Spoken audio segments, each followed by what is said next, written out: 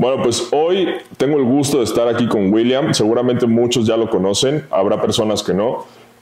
Ahorita William nos va a estar contando un poquito de su trayectoria, de quién es y pues nada, vamos a entrar en detalle. William, muchas gracias por el tiempo. ¿Qué tal? ¿Cómo estás? Pues no, gracias a ti por el espacio y pues bien contento de estar por acá y pues se espera una buena platiquita. Sí, se ve una buena plática. La verdad es que ya con William, a pesar de que no nos conocemos desde hace mucho tiempo, yo creo que de unos 5 meses para acá o lo así, hemos como estrechado la relación y hemos tenido pláticas amenas de cualquier cosa fuera del entrenamiento, pero también, o bueno, del tema del fitness o del bodybuilding. Pero creo yo que es de la, vamos a decir, como de la nueva escuela de entrenadores que viene surgiendo, que viene haciendo las cosas bien. Entonces vamos a tratar de profundizar un poco, que él nos cuente su carrera, cómo inició y demás, pero también vamos a tocar algunos temas pues ya más puntuales en el sentido de preparación, de cositas que él pueda hacer como preparador. Contexto, venimos del Mr. México, fue el día de ayer, hoy estamos grabando el lunes 5 de septiembre, acá es el Mr. México, ahí anduve con él, pues viendo a algunos chavos que llevaba, le fue muy bien, ahorita él nos va a contar, pero bueno, vamos a empezar de lo más, desde abajo. Quiero que nos cuentes quién es William Bravo, cómo surge, de dónde salió esta idea de ser preparador, has competido, cuéntanos un poquito de ti. Ok, bueno, pues me presento, mi nombre es William Bravo, tengo 27 años. Yo realmente en este medio se podría decir que ya tengo justamente 10 años, estoy por cumplir 10 años. Empecé como todos, entrenando en un gimnasio porque era el típico chico bien delgado, quería subir de peso obviamente, sufría bullying, era el flaco del grupo. Me pusieron todos los apodos de flaco que te imagines. Okay. ¿Cuál me acuerdo uno que me daba mucha risa y si lo van a ver, ustedes cabrones se van a acordar quiénes son. Me decían Flacamán. O sea, me daba risa y era parte de el bullying entre compas, pero realmente sí me afectaba. Claro. Entonces era algo que quería cambiar y por eso yo creo que casi pudiera decir que el 80%, 90% de los que estamos en el gimnasio, yo creo que todos empezamos como por ciertos disgustos personales hacia el cuerpo. Okay. Es muy raro ver a alguien que tiene muy buena genética y de ahí salen los buenos competidores que están bien sin gimnasio. Entonces yo era parte de los que no tenía buen cuerpo y empecé por eso mismo en el gimnasio. Empiezo a entrenar a los 16, 17 años, a los 17, 18 ya tengo un buen cambio muy bueno, empiezo a investigar, siempre he sido muy autodidacta. Entonces empiezo a investigar qué se tiene que hacer. Empecé como todos, con coaches, empecé haciendo dietas de 6 comidas, comiendo cada 2, 3 horas, porque era en ese tiempo todavía, pues no está tan alejado como de la actualidad, pero pues en realidad ha cambiado demasiado lo que se sabe ahorita y lo que se sabía en ese tiempo. Entonces empecé de esa forma, empecé a cambiar. En el gimnasio donde entrenaba me dieron pues trabajo de instructor, empecé a entrenar a gente de ahí que se vinieron acercando justamente pues por el cambio que había tenido y pues así surgió esto como entrenador de piso. Entonces me di cuenta que me gustaba, me di cuenta que me llenaba más que la ingeniería que estaba estudiando en ese momento. Okay. Y que aparte estaba generando dinero, ¿sabes? Era parte de, estoy haciendo algo que me gusta y me genera dinero y prefiero cambiar lo que tengo seguro por seguir algo que era mi sueño, era mi sueño poder vivir de eso. Y pues hice eso, dejé la ingeniería y empecé con prácticamente la nutrición. ¿Cuánto tiempo pasó de que entraste al gimnasio? Dijiste que aproximadamente a los 15, 16 años, para que te hicieras entrenador de piso. Para ser entrenador de piso, instructor, yo creo que fueron después del año y medio que o sea, fue una transición rápida. Sí, en teoría fue rápida. Okay. Y no como tal que empecé directamente sin entrenador de piso. Simplemente se me fue acercando un amigo o conocido del gimnasio de qué estás haciendo, ayúdame. Oye, pero yo no soy entrenador, tampoco doy dietas, pero ayúdame. Okay. Eso fue. Ahí todavía no tenías ningún conocimiento, vamos a decir, formal o algún estudio formal. Okay. Simplemente lo que yo investigaba, que les hacía saber que era pues, lo que yo sabía y lo que estaba aplicando en mí. Y pues me dieron la confianza. Y pues aquí estamos después de años, pues gracias a eso decidí entrar a la carrera como tal, porque me preguntan mucho en redes sociales, siempre lo he hablado en mis redes cuando hago preguntas y respuestas, porque también está el aspecto que me lo comentan mucho y no lo digo egocéntrico, sino con mucho orgullo. me comenta mucha gente, oye, es que estás bien joven y ya te conocen, Sí. o tus atletas, bla, bla, bla, admiramos mucho tu trabajo. Pero en realidad empecé muy joven y empecé en un punto en el que yo me di cuenta que había un área de oportunidad. ¿Y cuál era esa? Cuando yo empecé, yo veía a los preparadores élite y veía que ninguno tenía la carrera de nutrición. Ok. Y en ese momento estaba muy peleado, o en redes sociales empezaba mucho el pleito entre nutriólogos contra coaches. Ok. Era el pleito casado entre los nutriólogos no saben, los coaches no saben, y era un pelear. Entonces yo dije, es un área de oportunidad. Yo quiero ser coach, pero quiero tener la carrera. Ok. Eso fue lo que me impulsó y siento que me ayudó en su momento también, porque no había. O sea, no había. Ahora, por su parte, si te vas ahora a cualquier escuela de nutrición, yo creo que hay mínimo unos 5 que van al gimnasio, mínimos que son coaches, que son... Sí, ya ves 2, 3 mamados en sí, la... ya hay mamados ahí en los salones de nutrición. Siempre va a haber uno como mínimo. Entonces ya es un poquito normal. Siento que empezar en ese momento, en ese tiempo, también fue un poco de suerte. Sí creo mucho en el trabajo que te puede llevar muy lejos, pero también es aprovechar el timing, Claro. o el área de oportunidad que hay, y siento que pues aprovechamos también esa parte. Ok. ¿Esa carrera a los cuántos años empezaste a estudiarla? Empecé, si no me equivoco, entre 22 y 23 años. Ok, ya había pasado un buen tramo de que iniciaste como como coach de piso a que estudiaste esa carrera. Sí, prácticamente ya era un poquito conocido en mi región cuando empiezo la carrera, y precisamente me tocó esa pelea dentro de los salones o dentro de la carrera, vaya, porque yo era en ese momento el güey del gimnasio que se metió a estudiar nutrición. Ok.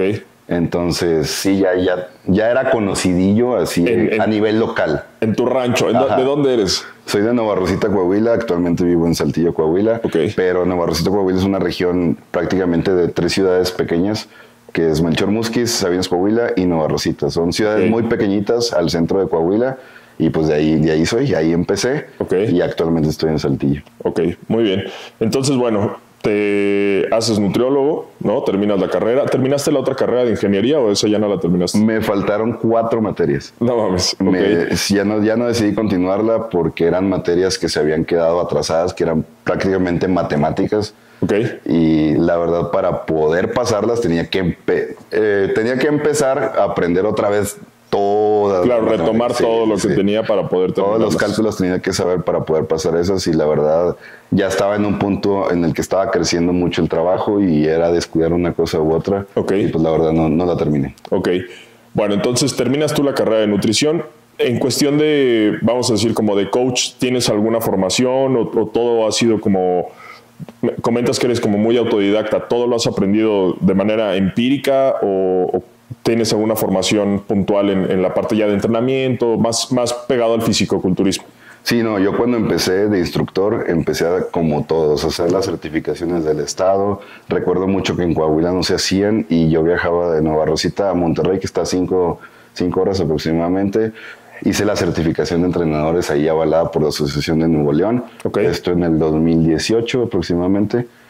Y así empecé como todos, tomando cursos de la asociación, de la federación, que era lo que había en ese momento, o al menos lo que yo conocía. No conocía nada más. Sí, lo que estaba más al alcance. Exacto, ¿no? Era lo que estaba más al alcance. Y la verdad, pues sí, aprendes las bases, aprendes cosas que pues, tal vez no habías visto. Y también veía que, no sé, recuerdo mucho que empezaron a llevar a preparadores a nivel nacional también en Monterrey, y empecé a tomar cursos de la asociación, de preparadores, y llegó un punto en el que yo decía, cada curso que voy veo lo mismo. Entonces, ¿qué se está haciendo diferente? ¿Qué tengo que hacer diferente? Volviendo al tema de que me gusta cuestionarme absolutamente todo y me gusta investigar, ser autodidacta por mi parte. Entonces vi, ¿qué están haciendo? A ver, ya vi como que todos los preparadores o todos los cursos que se dan aquí en México prácticamente tocaban los mismos temas. ¿Qué se está haciendo diferente en el extranjero?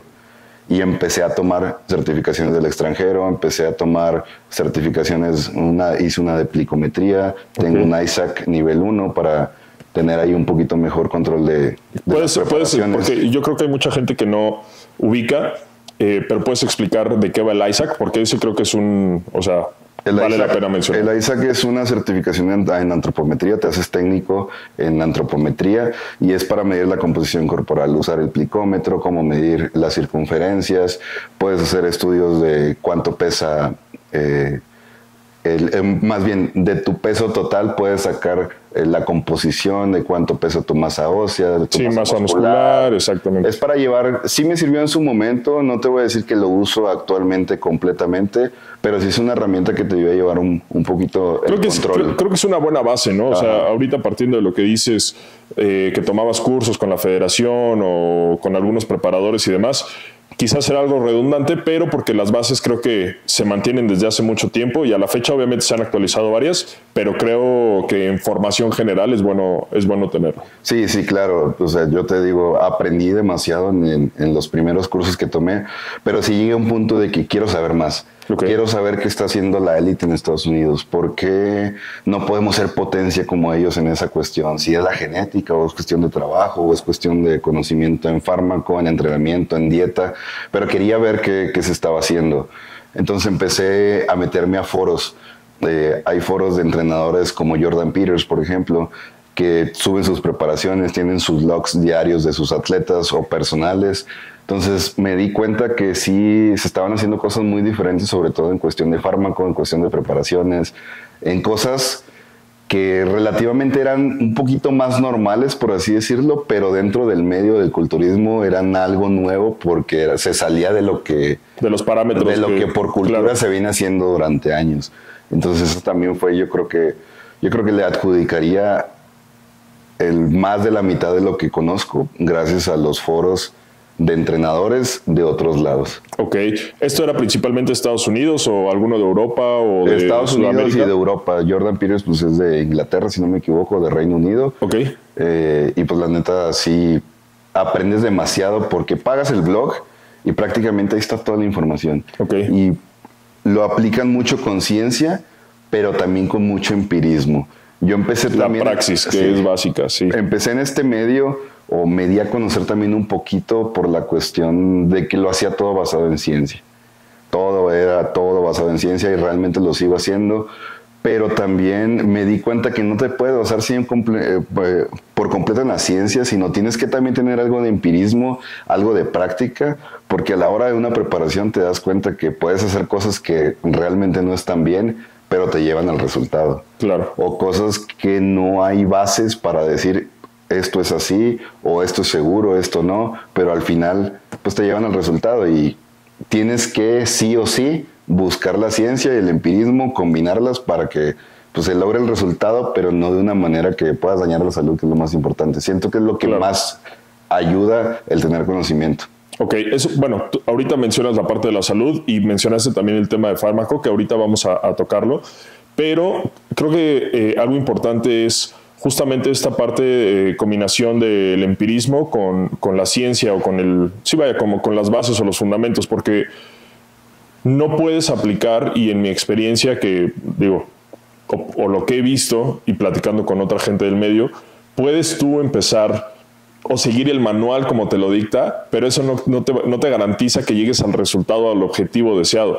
Creo que es mucho y sobre todo en esto, de la praxis, en el sentido de identificar al individuo, ¿no? De cómo va funcionando, qué le sirve y qué no le sirve, qué tienes que tomar del manual y qué tienes que desechar, y entonces recurrir a la propia experiencia que te da pues, solamente los años y regarla, ¿no? O sea, eso creo que es algo importante y que seguramente al día de hoy lo sigues aplicando. Sí, fíjate que algo que comentabas, regarla, o sea, eso es algo bien importante. Siempre me dicen, ¿cómo aprendes? ¿Cómo puedes llegar a llevar a alguien en su punto?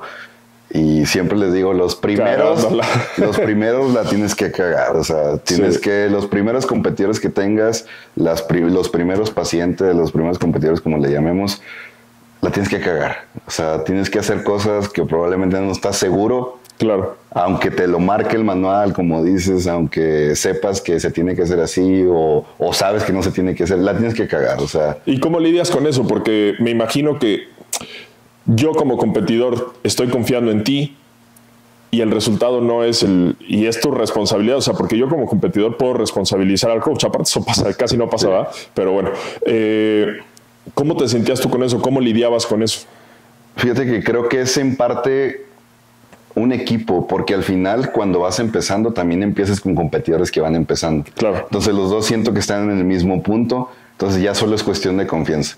Solo es cuestión de confianza entre atleta y coach, porque van a ser, si es un atleta que va empezando, obviamente está con un coach que probablemente también va empezando. Entonces, creo que en parte eso me ayudó, gracias a mis atletas que en ese momento confiaron en mí, porque prácticamente ellos también eran nuevos, eran principiantes. Okay. Y siempre digo que a ellos les tocó, pobrecitos, les tocó todo. A ellos les tocó ser la rata de laboratorio. Comprar un hígado nuevo. Sí.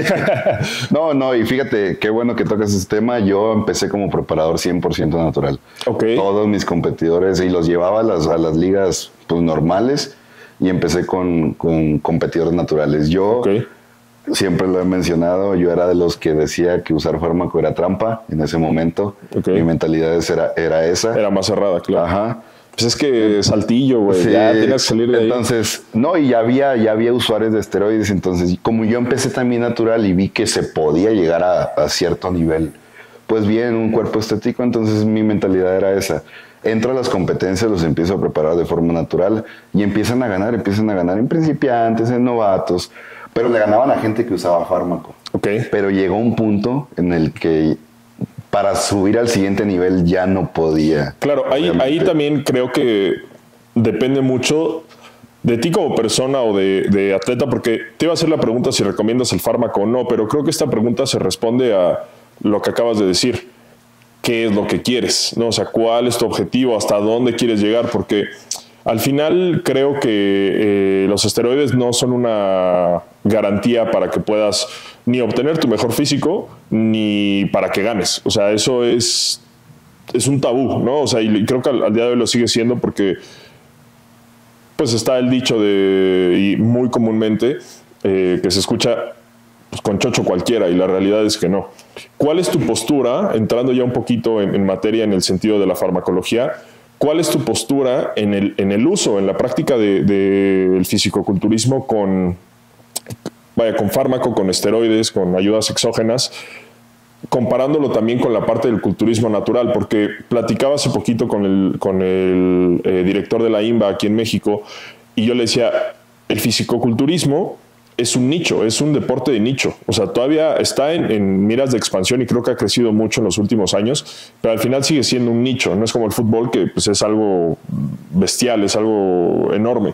Entonces, quedarte en el fisicoculturismo natural, estás en el nicho del nicho, porque realmente creo que ese es el trampolín para decir, ok, competí natural, llegué a cierto nivel o siento que ya topé, ¿qué sigue? Y lo que sigue, pues obviamente es usar fármaco. ¿Cuál es tu postura ante las dos situaciones? Yo sí soy bien realista y me llegan, no sabes cuántos mensajes me llegan, o incluso de personas que ya están conmigo. Oye, soy apto para usar fármaco, o ya quiero usar fármaco. Y precisamente esa es la pregunta que hago. ¿Qué quieres? ¿Quieres competir? ¿Ya competiste? ¿Qué estructura tienes? ¿Tu cuerpo se presta para llevarlo al siguiente nivel en cuestión de estructura, en cuestión de genética, para competir? Y me dicen, no, pues simplemente por verme bien. No lo hagas. Claro. O sea, no vale la pena el riesgo, no vale la pena la inversión, no vale la pena la responsabilidad que tienes que cargar con usar fármaco. Realmente esto es para gente que ya está dentro del medio, personas que quieren, se puede decir, vivir de esto, ser competidores reconocidos, o simplemente yo, te pongo mi ejemplo, ahora yo lo hago ya por imagen, no tendré el cuerpo más grande del mundo, pero simplemente lo hago, me gusta verme bien, probablemente quiero llegar a competir en algún punto, pero si no lo logro, yo tengo una meta, si no lo logro llegar a generar como que el tamaño que necesite para competir antes de los 30, 31 años, ya no lo haré. Okay. O sea, esa es mi postura, o sea, no tienes que estarlo usando por cuestiones estéticas, no tienes que estarlo usando simplemente porque quiero estar mamado, es simplemente te quieres dedicar a esto, es algo que sí o sí se tiene que hacer si quieres llegar a un nivel pues alto. Y sobre todo porque creo que compites contra gente que sí lo hace, entonces ahí ya estás en desventaja en automático. Exacto. Cuando quieres mantenerte de manera natural, ¿no? O sea, eso sí, creo que si es por estética, realmente yo creo que cualquier cuerpo, porque lo digo yo que no tenía Para nada, no tengo buena genética, no tengo una bonita estructura. Logré un cuerpo agradable, logré un cuerpo playero, un cuerpo de Instagram, que es lo que todos buscan. Sí, la mayoría es lo que busca, sí. De hecho, he subido fotos ahí, las tengo en Instagram. Yo creo que la mejor condición que he tenido era cuando era natural. Ah, ¿en serio? Ok, wow. Entonces era el cuerpo más estético. Probablemente puedes ver las fotos y se puede ver incluso que te ves un poquito más grande, más estético, con más forma. Pero en realidad estaba chiquito, pesaba 75, 74 kilos. Ok. Pero ahí fue donde cambié mi mentalidad y me sirvió mucho con mis pacientes, que hasta la fecha es lo que sigo haciendo. Si yo, que logré ese cuerpo con una genética nada privilegiada de forma natural, pues obviamente cualquier persona puede. Okay. Y si yo los puedo ayudar y ser el medio, pues mucho mejor. Ok. ¿Cuándo crees tú que es un buen momento para usarlo? ¿Cuándo recomendarías tú que dices, ok, yo nunca lo he usado? ¿En qué momento me sugieres empezar a usarlos? ¿O cuál sería el momento idóneo desde tu perspectiva para poder usarlo, tanto para hombres como para mujeres? Porque también cabe resaltar que hay muchas mujeres que también usan fármaco. Creo que es un tema más delicado, pero ¿cuál sería el momento que tú dices ahorita? Ok, aquí alarmita, no es recomendación. Gracias, sí, no eso sí, disclosure, sí. No los usen, no estamos recomendando que los usen porque no va a faltar el mamón. Sí. Es que están diciendo que no estamos diciendo William nada. Lo recomendó. No es recomendación, es algo muy personal. Vuelvo a lo mismo, ¿vas a competir sí o no? Si es no, para mí ya es ahí esto te lleva a no lo uses. Ok. ¿Quieres vivir de esto sí o no? Dependiendo... Podrás no competir, pero probablemente puede haber muchos de, oye, quiero ser como tipo modelo de Instagram, quiero ser influencer, quiero dedicarme a este medio, a hacer videos, subir reels, subir TikToks. Entonces probablemente ahí, ok, bueno, te puede llevar al siguiente nivel. Sí, bueno, ya se eligió sí usar o lo tienes en mente. ¿Cuántos años llevas entrenando? Eso creo que es básico, ¿no? Sí. Si lleva menos de 4 o 5 años entrenando, no. La verdad no sería para mí nada apto pensar en esteroides. Y aún así, ok, vamos a decir que llega alguien, sí, llevo 4 años y medio entrenando. Ok, de esos 4 años y medio entrenando, ¿cuánto llevas realmente haciendo un plan bien? Claro, siguiendo el manual. Ahí un plan estructurado, con alguien que te esté llevando, o tú personalmente que estés haciendo las cosas bien, con un split semanal de entrenamiento, con una nutrición pues adecuada para los objetivos. ¿Cuánto llevas? No, pues es que llevo 4 años y medio entrenando, pero nunca he llevado una dieta, nunca he llevado entrenamiento, nunca he estado con un coach. Ok, no eres apto tampoco. Ok. Si ya brincan ese paso, ok, lo que sigue... Cuesta esto hacerlo. Eso, sí. ¿Tienes los recursos para hacerlo? Que este gasto mensual no te genere un estrés en tu economía. Muchos van a decir sí, muchos van a decir no. Porque realmente usando fármaco de calidad, haciendo los análisis que te tienes que hacer, invirtiendo lo que tienes que invertir, generas un gasto alrededor mínimo con fármaco de calidad de 6,000 pesos al mes. 6,000 pesos se me hace muy poquito, ¿no? Mínimo, o sea, muy mínimo. Ok, bueno. Y aún así, 6,000 pesos al mes. Ya representa un gasto. Representa un gasto que es yo siempre les digo, es una mensualidad de un coche de gama media, claro, media baja. Sí. Pero sigue siendo un gasto fijo. Sí, claro. Entonces... van a haber muchas personas que digan, ok, ya brinqué todas las partes de la entrevista, por así decirlo, ya 4 años y medio entrenando, sí he entrenado bien durante ese tiempo, ya me estanqué o quiero pasar al siguiente nivel. Llegan a la cuestión económica y va a haber muchos que van a decir, no. No me da. Porque eso también, y a mí me acuerdo que me pasó de chavito, creo que ahí antes de que se me olvide, es un muy buen punto para la gente que va empezando sobre todo y que nos ve y que sabe del uso del fármaco o que está ahí.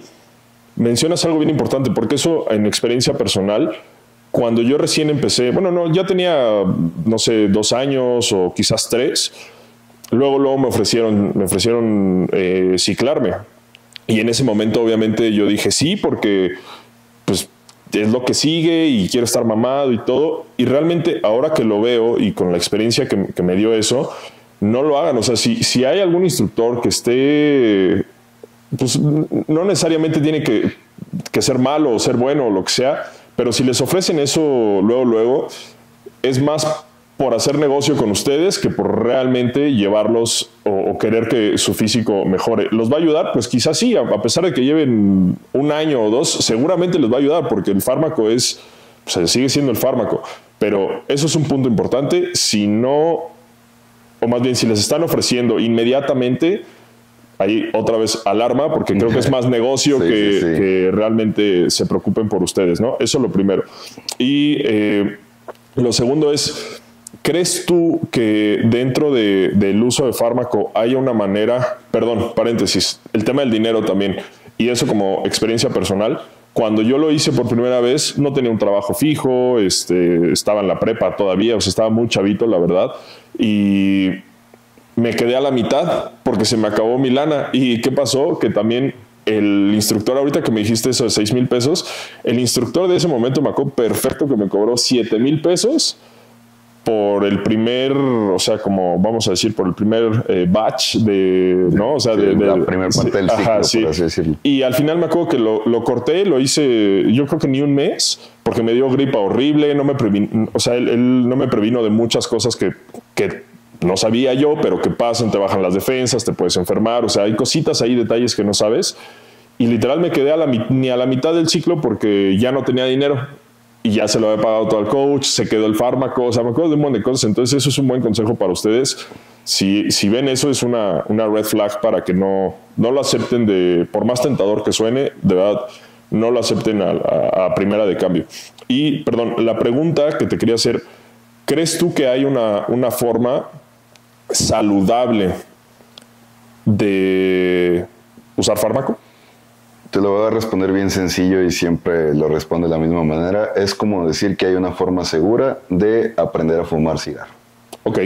O de fumar cigarro. Cualquier persona que fume cigarro sabe de antemano el daño que se está haciendo. Okay. Todos sabemos ya, se han hecho tantas campañas, no es algo tan que no se sepa, se sabe que de antemano que el cigarro daña. O sea, y la gente lo sigue haciendo. Es precisamente igual con el fármaco. No es saludable, no hay una manera. Es como decir que le vamos a enseñar a un menor de edad a cómo consumir alcohol sin que le afecte. Okay. No está ni ético, bien visto, el uso de fármaco, porque no lo es, nunca lo va a ser. Su uso recreativo nunca va a ser ni ético ni saludable. Y pues no hay una forma de hacerlo saludable, pero sí, algo bien importante, sí hay formas de hacerlo menos peor. Ok, eso, ya muchos ahí dicen, no, ya valió madres. Sí. No, ok. Entonces, no es saludable, eso queda más que claro. Un statement que estás haciendo, no es saludable bajo ninguna circunstancia, aunque uses poquito, uses mucho, lo que sea, no es saludable, ya lo escucharon de William, pero hay formas de llevarlo para que no sea tan perjudicial. Exacto. ¿Correcto? ¿Cuáles serían esas formas? Precisamente todo lo que te comentaba, llegar al punto de, volviendo a lo mismo, de llegamos al punto económico, ok, llega la parte de lo económico, también ahí hay que sumarle, en cuestión de gastos de preparación, por así decirlo, hay que sumarle los gastos de estarte haciendo tus chequeos, tu biometría, tu examen general de orina, tu química sanguínea, checar los hormonales, que los que están en este medio y que se hacen exámenes, saben que los hormonales son los que están un poquito más caros. Creo que acá el centro de México es un poquito más barato por la cuestión de que hay más demanda en laboratorios, pero te hablo yo del norte y de la cuestión de que yo me empecé a hacer esos análisis precisamente cuando no tenía un trabajo estable, no ganaba la forma en la que gano ahora, y que en ese momento era demasiado gasto pensar, oye, en unos estudios me voy a gastar 2,500 pesos después de que vengo de gastar todo lo del fármaco. Y esa es otra cosa que te enfrentas con los competidores o con la gente que quiere usar o que incluso ya está usando. La neta les vale madre. O sea, sí, ya dicen, ya me puse mamá, ya terminé el ciclo, hay mejor descanso y ya el tiempo que pase sin hacerme análisis debo salir bien. Eso tristemente es mucha de la mentalidad que existe dentro del medio todavía, porque es un gasto que realmente pues ya no ves reflejado en tu físico. Sí, de acuerdo. Entonces eso es lo que les hace que se les sea un poquito duro gastar en ese aspecto. Ok. Pero no, nunca va a ser saludable. Ahora, partiendo de esto, de cómo aminorar los riesgos o el perjuicio que puede causar en tu cuerpo, porque por fuera te ves muy bien, pero por dentro es donde te cae el pedo. ¿Cada cuándo recomiendas hacerte estudios o análisis de sangre, electrocardiograma? Por ahí está también otro, el de cistatina C, obviamente los hormonales. ¿Cada cuándo recomiendas hacerte estos estudios? En competidores activos siempre es antes de empezar la preparación, o vamos a decir, ok, esta persona ya compitió o quiere pasar al siguiente nivel, o que vamos a hacer análisis de absolutamente todo. Química sanguínea, examen general de orina, lo básico. Okay. Entonces hacemos esos análisis y de ahí partimos para tener una base de, oye, tu cuerpo así, antes de usar absolutamente nada, se encuentra en estos valores. Lo ideal sería en el primer ciclo o en el primer uso de fármaco checar a la mitad de la semana. Vamos a decir, va a ser 10 semanas. A las 5 semanas vamos a ver qué tanto te afecta esa cantidad de dosis. Okay. O lo que vayas a usar. Y al final. O sea, tú sí sugieres hacer estudios durante el ciclo. Cuando es la primera vez, sí. Ok, después de la primera vez no, porque justo eso... Ya tenemos el parámetro de qué tanto le afectan las sustancias. No, y aparte también creo que cuando... Vaya, los estudios no salen igual cuando estás usando a cuando no estás usando. Entonces ahí puede haber una... Sí, y ya dentro del tema, pues ya conoces, cada cuerpo es un mundo, eso sí. Esto te das cuenta que hay personas que, por ejemplo, no sé, con el uso de orales, sus enzimas hepáticas salen normalitas. Y hay otras que les pones una pastillita, no sé, de oxandrolona y ya se les va por los cielos los niveles de las enzimas hepáticas. Entonces, ya tienes ahí un parámetro de la persona sin uso, con uso, y al final, obviamente, dentro del descanso, de la terapia, pues obviamente tienen que volver a lo que ya tenías pues de inicio, que son tus valores de referencia. Ahora, ¿cuánto tiempo después? Vamos a decir que yo terminé el ciclo ayer. ¿Hoy me tengo que ir a hacer los estudios o cuánto tiempo después? Depende. Yo realmente sí los dejo descansar unas 4 semanas, 2 semanas, no precisamente exacta cuando salen, porque al final quieres que descanse un poquito el cuerpo. Claro, y que se estabilicen los valores. Se estabilice un poquito, que bajen las dosis de lo alto que lo traes, porque obviamente algo que se conoce como vida media en los fármacos. Entonces vamos a decir que el propionato, por decir, dura, no sé, 24 horas. Entonces a las 24 horas, si te pusiste 100 miligramos, por ejemplo, ya en sangre traes 50.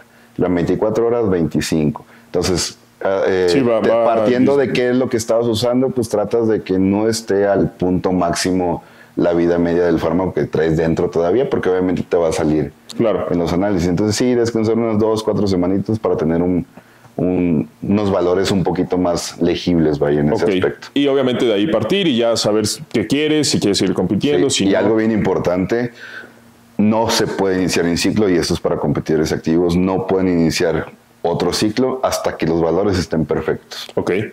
Incluso yo, y ya me voy a brincar a otro tema, que si venía esta pregunta la respondo. Para mí, competidores activos no es hacer el famoso PCT.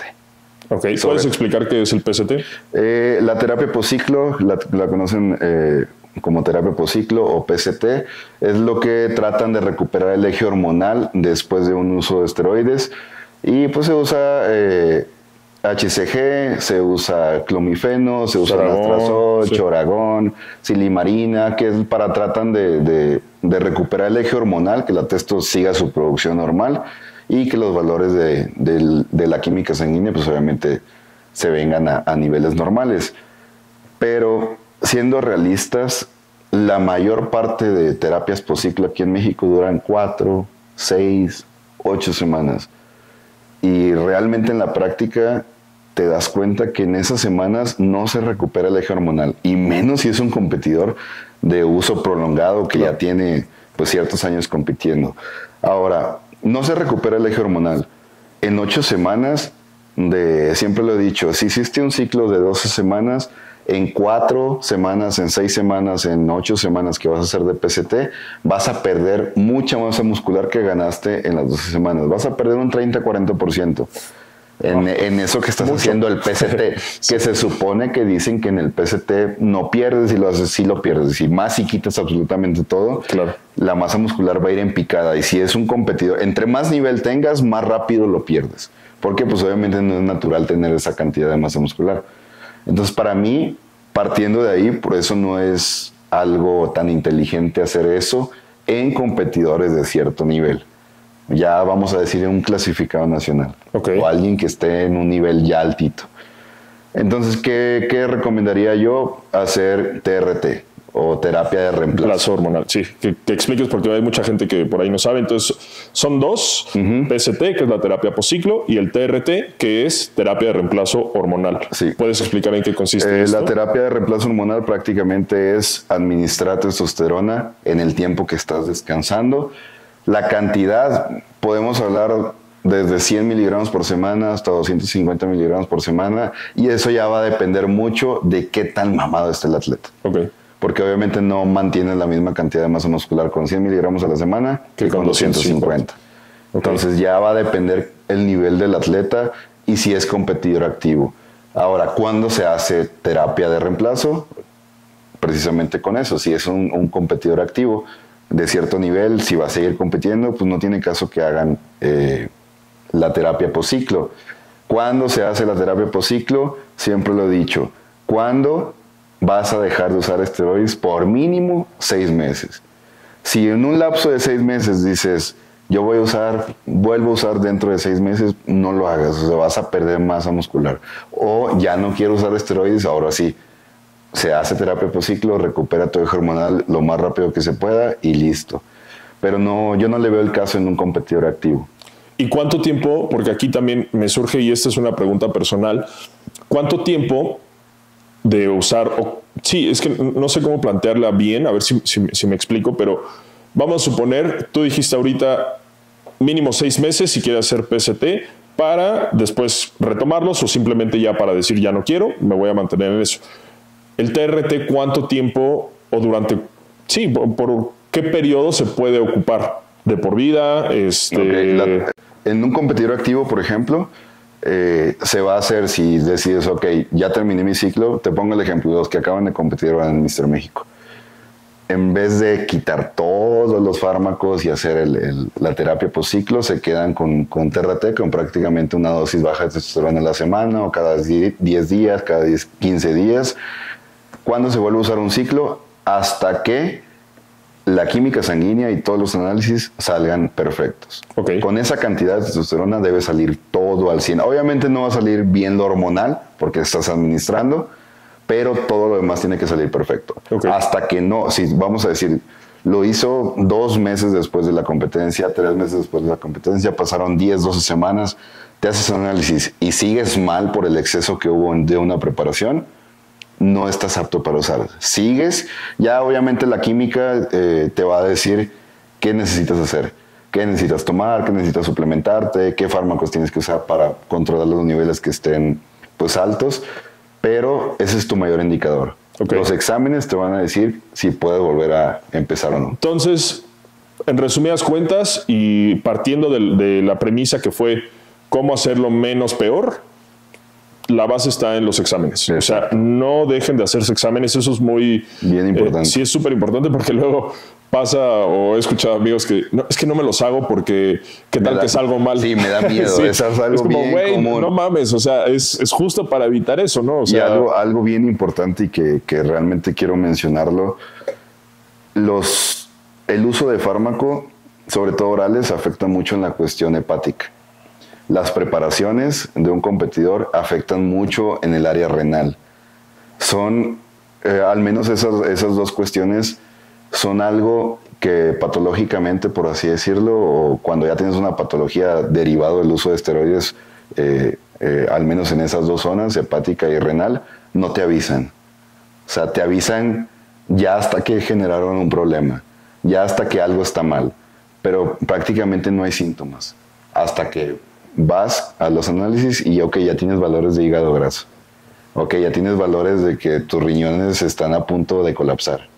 ¿Sí me explico? O sea, tenerle miedo a eso. Yo creo que tendríamos que tenerle más miedo a que te pase eso. Claro. Porque en realidad cuando estás con uso de orales no te avisa. Ok. Muchos dicen, ay, el uso de orales me genera, me quita el apetito. Pues sí, porque las enzimas hepáticas también están subiendo. O sea, ya traes ahí un problema que no te avisa de tal manera. No te va a avisar, a lo que me refiero, no te va a avisar, ay, me duele el hígado. Sino ya te genera un problema ya cuando lo traes prácticamente chingado. O sea, y habría aquí, en tu experiencia, no sé si hayas lidiado ya con algún problema de esos, manera de remediarlo o de regularlo nuevamente o bajarlo, o es irreversible. Fíjate que me han tocado 3, 4 casos con valores en enzimas hepáticas que ya se considera cirrosis no hepática. Ok.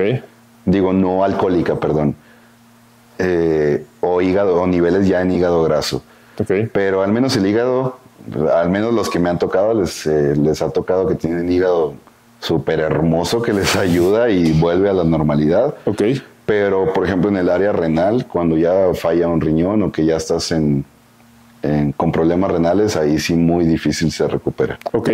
¿Cuánto tiempo consideras que puede pasar para que llegues a estos? Porque también, a mí lo que no me gusta también del tema del fármaco es espantar a la gente. O sea, al final, y lo vi ayer en el Mr. México y dentro de mí lo pensaba, decía, güey, aquí hay 2,000 cabrones que están usando fármaco. O sea, ¿cuántos llevan una buena salud, un buen control, esto? Al primer ciclo difícilmente creo que te va a suceder eso, ¿no? O sea, siendo realistas. Sí y no. ¿Por qué? Porque hay personas que se intoxican con paracetamol. O que fueron alcohólicos, o sea, creo que salvo esos casos, entonces sí pudiese ser. Sí. Pero si yo soy una persona sana que, pues igual sí tomaba, pero no recurrentemente, o vaya. Pero igual eso pasa a segundo plano, porque volvemos a lo mismo. Hay personas, no es saludable. Hay personas que, volviendo al mismo ejemplo, hay personas que con un paracetamol las enzimas hepáticas se les van por los claro. Cielos. O sea, no es algo que se pueda decir, por más deportiva que haya sido tu vida, por más saludable que haya sido tu vida, con el uso de fármacos probablemente puedes desencadenar problemas que nunca te iban a pasar en tu vida. Okay. Me acaba de decir, no seas pendejo, eso no es cierto. Pero está bien, pero es que está bien. Sí, es que es una realidad. Justo no de eso se trata. Y yo vuelvo a lo mismo, no es asustar a la gente, yo no lo veo de esa forma, no es asustar a la gente, es simplemente decirle los riesgos y consecuencias que tiene el uso de fármacos. Claro, hablar en mi seminario siempre menciono, yo tengo usando esteroides desde los 24 años, si no me equivoco, 24, 23 años, tengo 27, prácticamente llevo entre 3 y 4 años siendo usuario de esteroides. O sea que no eres natural. No soy natural, lamento decepcionarlos, no soy natural. Y dentro de ese lapso de uso de esteroides, que no he usado a cantidades de competir, no he usado prácticamente orales en cantidades o en uso de semanas prolongadas como se usan en una competencia, y aún así lo digo en mis seminarios, por el uso y el tiempo que tengo usándolos, yo estoy consciente que probablemente mi eje hormonal nunca lo voy a recuperar. Ok. Eso difícilmente se recupera. Hay que ser. O sea, estoy consciente que probablemente voy a tener que usar terapia en reemplazo toda mi vida. Ok. Eso es importante, que asuman las consecuencias, ¿no? Yo siempre he sido de la idea que al final todo, ¿cómo decirlo? Todo todo conlleva un riesgo, ¿no? O sea el trabajo que ejerzas, si eres, no sé, yéndome a lo más coloquial, si eres albañil, pues por ahí te puedes caer, puedes quebrar. Exacto, lo que sea. Todo tiene un costo, ¿no? Entonces tienes que asumir eso, y yo en la parte del fisicoculturismo lo asumo como es, en el sentido de decir, es el precio que tienes que pagar, ¿no? Y lo he escuchado de muchos bodybuilders que dicen, ¿lo volveré a hacer? Sí. ¿Por qué? Porque me llevó a esto, pude hacer lo otro, pero al final todo tiene un costo. Entonces hay que estar dispuesto también a pagarlo y a ser conscientes de que ese costo, quizás la factura te llegue más tarde que temprano, sí, ¿no? Y volvemos a lo mismo, no es asustar a la gente, simplemente es darle a conocer los riesgos, volviendo al tema de qué preguntas hacerte a ti mismo para si eres apto o no, o si consideras usarlos o no. Y si aún así ya tomas la decisión, pues ya es personal, o sea, ya es personal. Claro. Y sí debemos tener bien en cuenta los riesgos que pueden pasar o lo que conlleva usar fármaco, pero al final es una decisión personal. Ok. En resumen de todo esto, háganse estudios. La verdad es que creo que es la mejor recomendación se les pueda dar si ya decidieron tomar esteroides o entrar en este mundo. Creo que es lo fundamental. Háganse estudios, va a hacer que prevengan muchas cosas pues, a tiempo adelante, pueden salvarse de muchas cosas, y creo que es lo más recomendable, ¿no? Sí, y yo creo que esa es la parte en la que podemos decir no se hace más saludable, pero hacer eso te lleva a tener un mejor control, a ser un poquito más responsable, o incluso te puede dar a entender de que, oye, me puedo preparar tal vez sin orales porque me afecta mucho claro, la cuestión. Conocer tu cuerpo, ¿no? Que es mucho de esto. Y también, pues que tengas, o sea, si realmente lo quieres hacer de manera profesional, pues eso te va a dar una longevidad. Exacto. Y que inevitablemente te va a ayudar a que tu carrera sea más larga. ¿Estamos de acuerdo? Y pues vemos mucho ahora, lo estamos viendo, dicen que ahora se ve mucho más por la cuestión de que se están muriendo muchos culturistas a nivel profesional. Yo creo que estos últimos 2 años hemos visto que se nos han ido muchos atletas a nivel internacional, pero no es porque esté pasando más ahora, sino porque ahora con el poder de las redes sociales nos damos cuenta un poquito más. Es más notorio. Exacto. Pero también aquí quiero hacer una referencia y quizás me volverás a decir, cállate pendejo, pero creo que de los que se han muerto han sido muy sonado porque son relevantes en redes sociales, pero realmente si lo comparas, o sea, simplemente ayer en el Mr. México hubieron casi 2,000 competidores. A nivel mundial no sé cuántos competidores habrá, pero estoy seguro que pasan de los, no sé, 5 millones o no sé, o sea, creo que es un número que ni siquiera contemplo. ¿Cuántos se han muerto de que tú sepas? Dallas McCarver, Rich Piana, Sean Roden, The Mountain Dog, Dabul. George Dabul, sí. Vamos a porque si nos vamos a contar todos, ¿te gusta 50? Sí, conocidos. ¿50? Si tú quieres 100, ¿cuántos hay a nivel internacional? O sea, creo que es un parámetro que sí te dice, güey, si hay algo mal, si hay algo que tiene que cambiar. Creo que eso también tiene que venir desde la federación en el momento que pues, ahorita simplemente el referente es Big Ramy, ¿no? Hablando de Open, porque creo que sí, Boom está todavía más fuerte que Ramy en el tema mediático. Pero ¿qué están premiando? Están premiando el tamaño, están premiando cada vez que estén más grandes. Los parámetros de Men's Physique le quitas la bermuda y es un clásico. Entonces, eso es algo que no va a cambiar hasta que las federaciones digan, aquí hay un tope. Pero ese tope creo que nunca va a llegar porque la gente siempre quiere más y más y más, porque al final es un espectáculo. Sí, nos podemos ir, eso se puede explicar bien sencillo con el Coliseo Romano, que tal cual era prácticamente un show de entretenimiento que cada vez lo tuvieron que ir haciendo más porque la gente se empezó a aburrir del show de peleas entre esclavos, por así decirlo, o entre guerreros. O entre ahora ahí te van los leones, ahora te van los leones. Sí, claro. Luego hicieron un mar dentro del Coliseo para que sean como que una batalla naval. Entonces, obviamente el espectáculo cada vez tiene que ser más extremo. Por eso mismo dicen, oye, son bien diferentes los cuerpos de Arnold. Yo creo que probablemente si no hubiera existido esa transición de cuerpos de tipo Arnold a mamados tipo Dorian Yates, yo creo que nunca hubiera llegado al nivel en el que está ahorita. Pero crecer más al punto en el que se encuentra en este momento, creo que ya sí es demasiado. Sí, eso es muchísimo. Sí. Ya sí se tiene que llegar a un punto en el que decir, oye, hasta aquí, porque no se pueden estar muriendo tantos atletas. Y al final siento que a pesar de que se ve más en redes sociales o nos damos cuenta que se mueren más famosos, por así decirlo, siento que es menos a los 90s, por ejemplo. Claro, porque hay más conocimiento también. Exacto. O sea, hay más cosas para usar, pero también hay más conocimiento, ¿no? Probablemente se ven más por la cuestión de redes sociales, pero siento que en los 90s no había tanto conocimiento como ahora.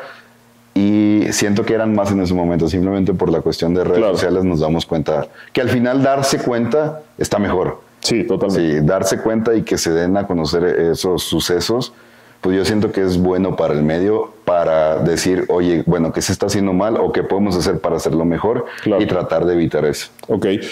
Pregunta rápida, ¿old school o new school? Yo creo que combinación de ambas, pero más pegado a la old school.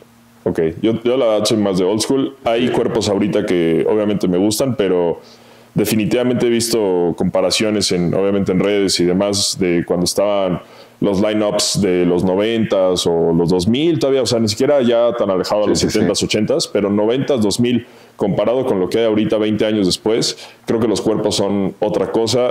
Lo he discutido mucho con gente de la NPC, de las federaciones y demás.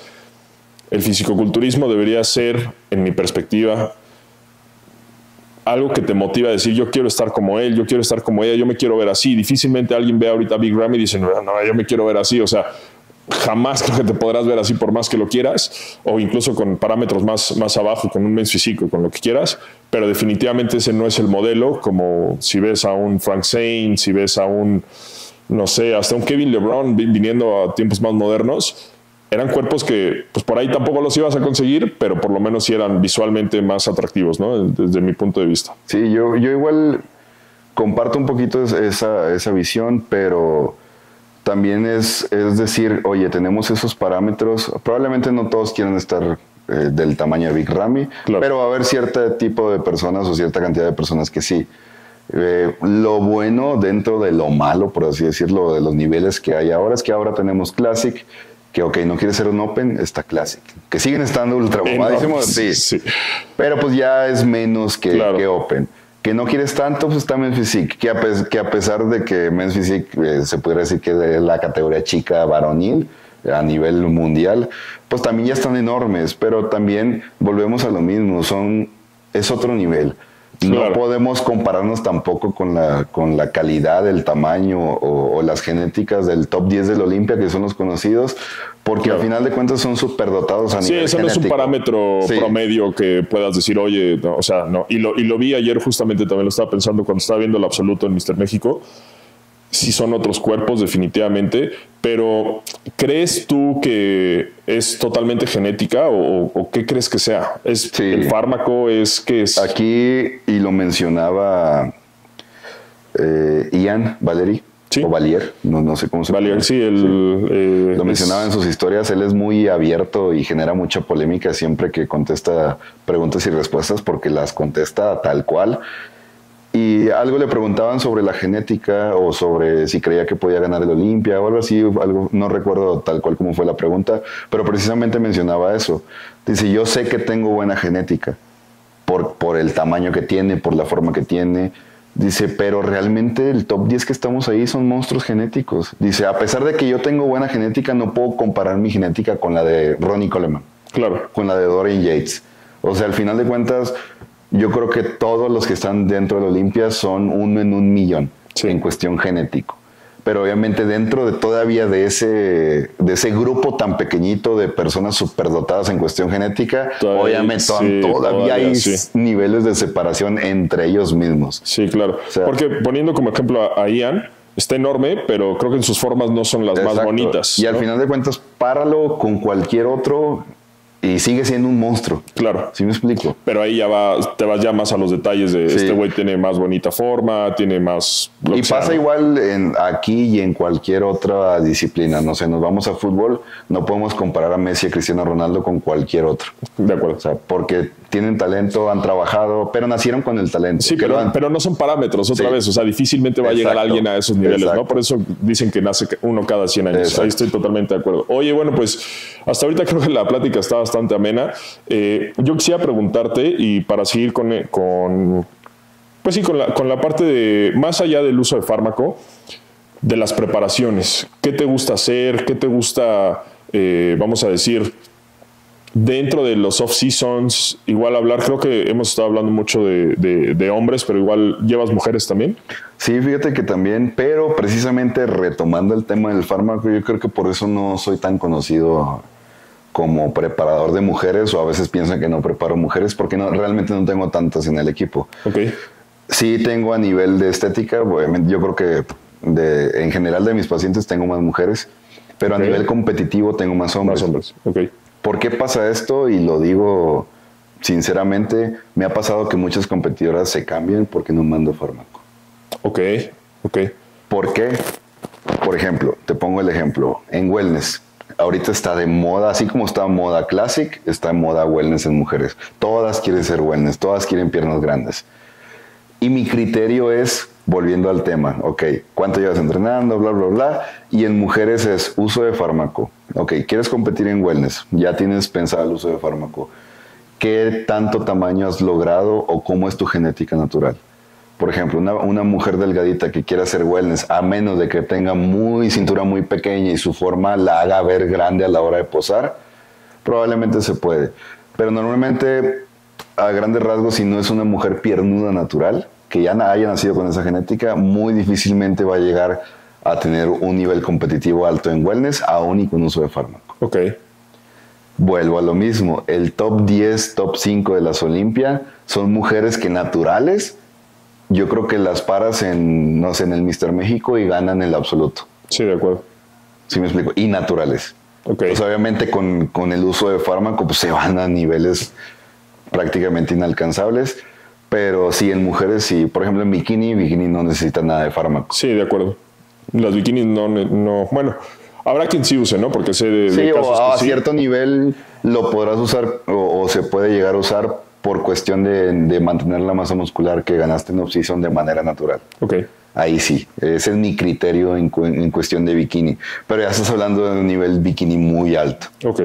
En cuestión de wellness, si no lograste una base de tamaño de forma natural o tu cuerpo no da estructura, no da tamaño para lograr pasar al siguiente nivel, o sea, por ejemplo, una bikini que quiera llegar a ser wellness, que no tenga la mejor forma, pues va a tener que usar cantidades enormes de fármaco para una mujer para llegar a ser wellness esos tamaños competitiva. Eso también creo que uno tiene que darse cuenta de sus aptitudes y ayer lo noté mucho, sobre todo en la categoría de Men's Physique. Men's Physique es una categoría que debes de tener sí o sí la genética para Men's Physique, cintura pequeña, estructura amplia, ¿no? O sea, un marco amplio, porque si no difícilmente vas a poder sobresalir ahí, por más que te guste esa categoría, si no tienes estructura de Men's Physique, no te metas a Men's Physique. Lo mismo al final va a causar problemas sentimentales, psicológicos en el atleta, porque no logras, les va a caer el 20 de, oye, le estoy echando todas las ganas, llego en buena condición, probablemente tengo buena cantidad de masa muscular, pero no ganan por cuestión estructural. Sí, claro. Probablemente puede haber alguien que diga, tengo una ética de trabajo perfecta, hago todo al 100, pero sin estructura, llega condicionado, llega prácticamente bien, pero se para alguien que tal vez no se prepara tan bien, pero tiene la estructura y le va a ganar sí o sí. Siempre. Le va a ganar sí o sí. Porque otra vez, esto es genética también, Exacto. O sea, sí es de trabajo duro, sí es de esforzarse diario, o sea, está por ahí también la parte de 70-80% es la dieta y el otro 20%, no, todo tiene que ser al 100%. Exacto. O sea, no puedes dejar tu dieta, no puedes dejar tu suplementación, no puedes dejar tu fármaco, no puedes dejar de entrenar, porque hay alguien atrás de ti que lo está haciendo. Pero otra vez, si ya comparas, y lo dice mucho Phil Heath, creo que Phil Heath es el máximo referente en esta parte de genética y trabajo duro. Sí, güey, pero nadie me ganó porque yo tenía trabajo duro, tenía la mentalidad y tenía la genética. Entonces, de ahí no había manera de que alguien me pudiera ganar. Entonces, eso creo que sí es un buen consejo para todos los que están iniciando, que ya llevan tiempo. Identifiquen su cuerpo, identifíquense ustedes y dense cuenta el por qué no estás ganando, por qué esto, porque puede ser muy frustrante que a pesar de que hagas todo al pie de la letra, los resultados no sean los que tú quieres, y por ahí no es que seas mal competidor o que no tengas madera, simplemente no estás en donde tienes que estar. Ahora, también a veces no es culpa del competidor, sino del coach, que pasa mucho que los coaches los tienen ahí o les dicen, sí, te ves muy bien, simplemente por tener otro competidor más en la categoría. Entonces, a veces no es responsabilidad del atleta, que debería de serlo, pero también entra el punto de el coach debe de saber sí o sí si le queda la categoría. Siempre debes de ver como coach, o al menos yo lo veo así, la categoría en la que mejor se acomoda el atleta. Por ejemplo, yo no me va a llegar alguien con hombros súper cortitos, clavículas súper cortitas, con cinturota a decirme que quiere ser Men's Physique. Sí, claro. O sea, realmente le duela o se ofenda o no, le voy a decir esa categoría no te queda. No es para ti. Entonces pasa mucho eso aquí, realmente lo veo mucho, que hay competidores que están compitiendo en categorías que no deberían competir o que simplemente no les quedan, pero ahí siguen. Una porque les gusta la categoría, otra porque los coaches ahí los tienen. Yo sí soy muy realista de decir, ahí sí, aquí no. ¿Por qué? Porque todo yo lo veo desde una perspectiva que a mí me gustaría tener un coach como yo. ¿Sí me explico? El humilde. O sea, no lo digo de esa forma, te entiendo. Sí, que yo no sería el coach que no quisiera tener. Claro. ¿Sí me explico? O sea, sí, que te diga las cosas como son, que te cuide, que realmente se preocupe por el atleta más allá de... Exacto, y lo que te venga bien. Claro. O sea, porque se da mucho en este medio que por tener atletas o por estar bien con los atletas, les hablan flores. Claro. Y yo no. Yo si te ves bien, te ves bien. Si te ves mal, te ves mal. Y si 2 días, me ha pasado con muchos competidores, Si la semana antes de la competencia, semanas antes, no se ven bien, no vas a competir. Ok. Eso puede ser es fuerte, pero al final creo que también es... ¿Por qué? Porque afecta más que se suban y que pierdan. Claro. Porque mi mentalidad siempre ha sido, vuelvo a lo mismo, volviendo al tema de, oye, yo no compito, a mí me encanta. O sea, imagínate, yo vivo de esto, dejé todo lo que estaba haciendo por vivir de esto, por entrar en este medio, y me di cuenta que mi estructura, mi físico, mi genética no me da para competir. Pero vuelvo a lo mismo y se los comenté ayer a los chicos, a los Men's Physique, que nos llevamos una categoría en el Mr. México, primero y segundo lugar. Se lo dije a los dos y se los digo a todos mis competidores. Cuando uno se sube a competir, es como si yo me estuviera subiendo con ellos. Así, claro. Tal cual. O sea, para mí, estando de este lado, yo los veo arriba y por eso me gusta que vayan al 100%, porque si yo compitiera, yo no iría al 90%.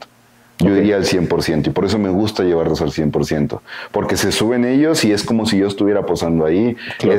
Mi nombre es como si estuviera ahí, mi persona es como si estuviera ahí, entonces eso es algo que yo siempre veo mucho. O sea, yo no voy a subir a competir a alguien por subirlo. ¿Por qué? Porque va mi nombre, voy yo con ellos, claro. Y a mí me duele cuando no rankean.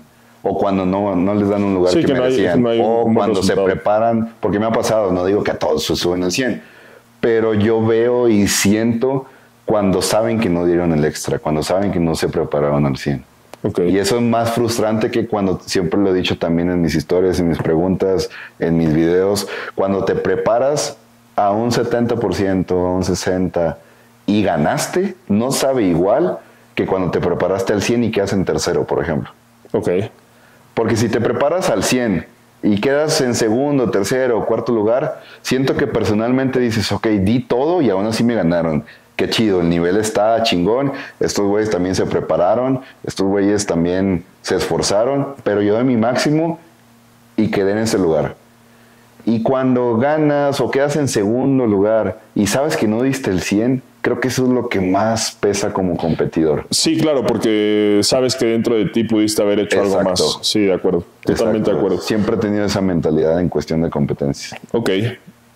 ¿Tienes algún coach que sea como tu... Así como igual los competidores tendrán a su Sibum, a su, no sé, a su Franciel, a su Isa Pesini, a lo que sea. ¿Tienes tú algún coach que sea como tu referente que digas es mi ídolo o algo por el estilo? Sí, Mountain Dog. Ya no está en paz descanse. Sí, ya no está con nosotros, pero yo creo que empecé a respetarlo tanto porque cuando yo estaba en la cuestión de quiero hacer todo conciencia, empecé a seguir a güeyes del medio de Estados Unidos, sobre todo de entrenamiento, que se apegaban mucho a la ciencia. Ben Pakulski creo que también era como de esa escuela, ¿no? Ajá, también el coach Eugene Tío también, que era muy... Él creo que es muy bueno, pero en el tema de entrenamiento, ¿no? Sí, de biomecánica y sabe demasiado. Justo, sí. Entonces ya empecé a ver que muchos del medio así, que se aplicaban a las ciencias, por así decirlo, respetaban demasiado a él, que era muy a la old school, o sea, sus entrenamientos son bien old school. Sí. Entonces dije, güey, no tiene por qué estar peleada la ciencia con lo old school, o sea, al contrario, vamos a combinar y a ver qué se puede lograr de esta combinación. Entonces ahí cambió mi mentalidad y fue por eso te digo, me apego más a lo old school, pero sin soltar las bases. Pero para mí él era el top en cuestión, vamos a decir, internacional. Pues también me gusta mucho el trabajo de Chris Aceto. Para mí, Chris Aceto yo creo que es el referente a nivel mundial. Pues obviamente también podemos mencionar a Hani. Y en cuestión México, siempre lo he dicho, para mí Oscar Domínguez. Oscar Domínguez, que lo podrán criticar, le podrán decir lo que quieran. Él nunca se mete en polémicas. Sí, él es lo que más me gusta de él y es mi ejemplo a decir, no tienes que generar polémicas, simplemente generar resultados. Y yo creo que no hay un coach en México que se le acerque ni a la mitad de Pro Cards que tiene. De acuerdo. Sí, creo que Oscar es bastante bueno aquí en México. Creo que es un referente totalmente. Saludos a Oscar. Saludos a Oscar. Y pues bueno, creo que esto que comenta está muy bueno. Todos los nombres que dijo de los preparadores y eso, échenles un ojo. Todo el mundo tiene contenido en YouTube, todo el mundo tiene algo. Jordan Peters, no lo mencioné, pero lo mencionamos hace poco. Okay. Jordan Peters también. Y aportan demasiado. O sea, sí, eso también es algo que me encanta, que coaches, Chris Aceto un poquito no, y Chris Aceto y Hani creo que lo manejan un poquito más reservados, sí. Sí, pero por ejemplo Jordan Peters, el coach de UNTO, también hay otro preparador de Australia, no recuerdo el nombre también, pero hay muchos entrenadores así de élite que tienen sus blogs y comparten todo el conocimiento. O sea, ahorita ya el que no quiere aprender es porque no quiere. Porque no quiere, de acuerdo. Porque realmente tampoco es caro, los blogs pagas $10, $15 al mes y está toda la información que yo creo que vale más que muchos cursos, porque es experiencia. Claro. Aparte de su experiencia. Ok. Bueno, pues vamos a hacer una pausa.